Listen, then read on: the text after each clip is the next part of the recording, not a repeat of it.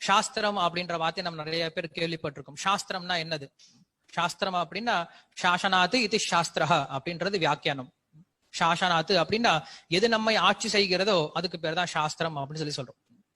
அதாவது இந்த உலகத்தில் நம்ம எப்படி வாழணும், எப்படி வாழ்ந்தா இந்த உலகத்துல சந்தோஷமா இருக்க முடியும், எதை செஞ்சா நமக்கு பிரச்சனை வரும், எதை செஞ்சா நம்ம இந்த உலகத்துல இருந்து மோட்சம் போக முடியும் அப்படிங்கிற விஷயம் வரைக்கும் இந்த உலகத்துல பிறந்த குழந்தையிலிருந்து இறக்க போகும் நபர் வரைக்கும் நம்மளை வழிகாட்டி அறம், பொருள், இன்பம், வீடு என சொல்லக்கூடிய இந்த 4 விதமான மனிதனின் குறிக்கோளை அடைவதற்கு உபயோகமாக இருக்கக்கூடிய கருவிய சாஸ்திரம் என கூறுகிறோம். அதனால சாஸ்திரம் அப்படின்னா ஏதோ புராணங்களை பத்தியோ ஏதோ மந்திரங்களை பத்தியோ ஏதோ சடங்குகளை பத்தியோ சொல்லக்கூடிய விஷயம் கிடையாது. சாஸ்திரம் அப்படிங்கிறது மனிதன் மனிதனாக எப்படி வாழ்வது, மனித சமுதாயம் எவ்வாறு அனைவரும் ஒற்றுமையாக இருந்து ஒருவருக்கொருவர் உதவி செய்து அந்த பகவானை அடைவது என்பதை குறித்தே கூறுவதே சாஸ்திரம் என கூறுகிறோம். சாஸ்திரம் பொதுவாக என்ன சொல்லும் அப்படின்னா, நம்ம எந்த விஷயத்த கண்ணால பார்க்க மாட்டோமோ, பார்க்க முடியாதோ, இல்ல மனசனால யூகிக்க முடியாதோ அந்த விஷயங்களை பத்தி பேசும். பொதுவா நம்ம இந்த உலகத்துல விஷயங்களை எப்படி தெரிஞ்சுக்கிறோம் அப்படின்னா 3 விதமா தெரிஞ்சுக்கிறோம். ஒன்று பிரத்யக்ஷம். பிரத்யக்ஷம் அப்படின்னா நம்முடைய கண்களாலேயோ, காதுனாலேயோ, மூக்குனாலேயோ, நாக்குனாலேயோ, தொடுனாலேயோ இந்த புலன்களால நேரடியா தெரிந்து கொள்ளக்கூடிய விஷயங்களை பிரத்யக்ஷம் என கூறுகிறோம். இது ஒரு வகையான அறிவு.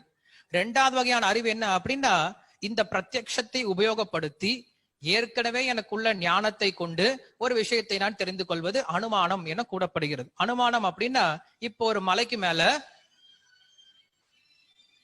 புகை வருது.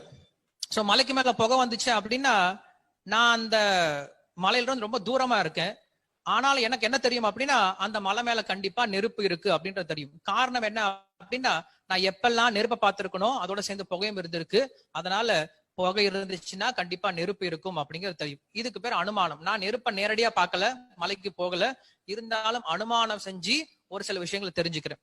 இது 2வது வகையான ஞானம். 3வது வகையான ஞானம் என்ன அப்படின்னா சாஸ்திரம் அப்படின்னு சொல்றோம், சப்தம் அப்படின்னு சொல்றோம்.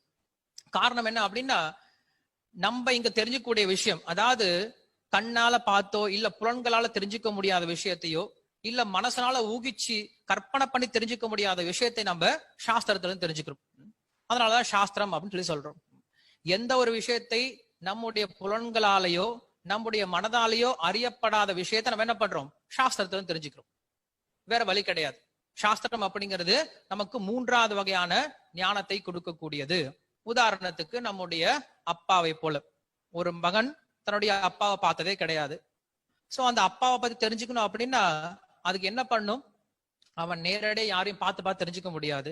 இல்ல அனுமானம் செஞ்சு இவர்தான் என்னுடைய அப்பாவா இருப்பாரான்னு நம்ம ஊகிச்சு தெரிஞ்சுக்க முடியாது. என்ன பண்ணும் அப்படின்னா சரியான நபர் கிட்ட போய் கேட்கணும். சோ அப்பாவை பத்தி சொல்லக்கூடிய சரியான நபர் யாரு அப்படின்னா அம்மா. அம்மாவை தவிர அப்பாவை பத்தி யாருமே நமக்கு சரியா சொல்லி கொடுக்க முடியாது. சோ சரியான நபர் கிட்ட இருந்து கேட்டோம் அப்படின்னா அந்த ஞானமானது சப்த பிரமாணம் அப்படின்னு சொல்றோம்.